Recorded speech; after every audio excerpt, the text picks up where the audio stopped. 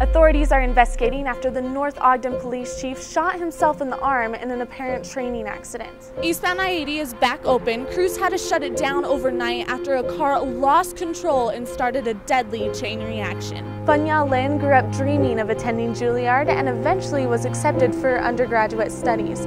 But those dreams changed when Lin auditioned at WSU. We never can predict what Mother Nature will bring us, but with one big snowstorm after another, the snow keeps piling up and piling up. What was found in the basement of this Provo home not only shocked neighbors but surprised police as well. 145 marijuana plants, or about 60 pounds of pot, was found here late Monday night. It was a very big find for us. In fact, there was so much of it that it even caught investigators off guard. They were very surprised about what they saw and what they found. There was a marijuana plant in every single room of the house. According to police, the man behind the weed growing operation is 29-year-old Jordan Frederick Cook. Investigators say he had quite an elaborate setup in the basement. With 145 plants, he did this very well. He had lights, he had a watering source. For neighbors, the bust comes as a big surprise in the usually quiet family neighborhood. I mean, this is a great neighborhood. There's a lot of great people in this neighborhood. One neighbor who didn't want to be identified says her son plays with Cook's 5-year-old daughter, who would occasionally come and stay with him. It's sad that there's a little girl in and out of that house who has friends that go in and out of the house, and my son's been in that house, so yeah, it's kind of scary. According to jail documents, Cook told police he used the marijuana for medical use and delivered it to others who needed it. But police say it was for criminal reasons and are glad to get it off the streets. We're glad to get that out of Provo. Police don't know for sure if he was selling this out of his home, but they do believe that was his intent. The street value for this much pot goes anywhere from $70,000 to $100,000. We got called out at 3 o'clock this morning. Another long day for Craig Smith. Yeah, nonstop. And running the 21 snowplow trucks in his city is not cheap.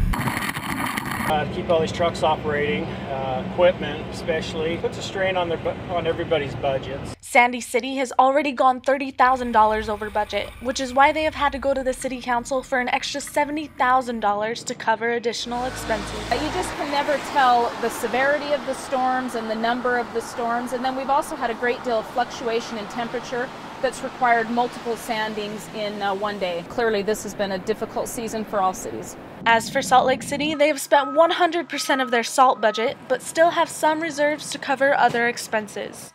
Still, it is a cleanup that Rick Graham says he hasn't seen in a long time. Yes, we haven't had that type of storm pattern in probably about 10 years.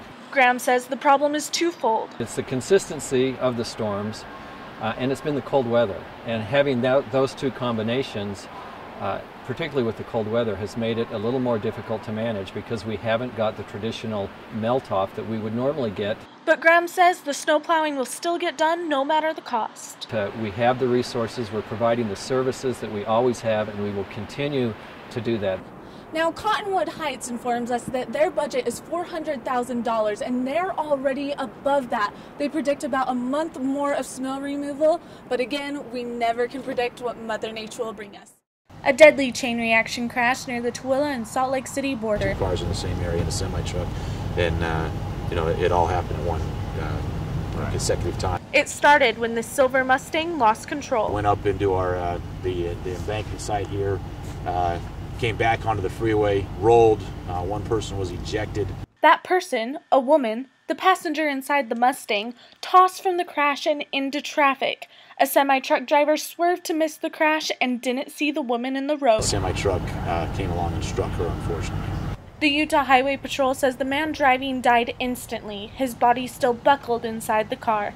The woman also died at the scene. But as the Mustang flipped along the freeway, the chain reaction kept going. Another passenger vehicle came along, ended up striking them in the back. The 2 women inside that car are okay. So is the driver of the semi. Investigators shut down I-80 for several hours while they worked to figure out what started the deadly chain of events. Fatigue driving is obviously one of the factors that could be there.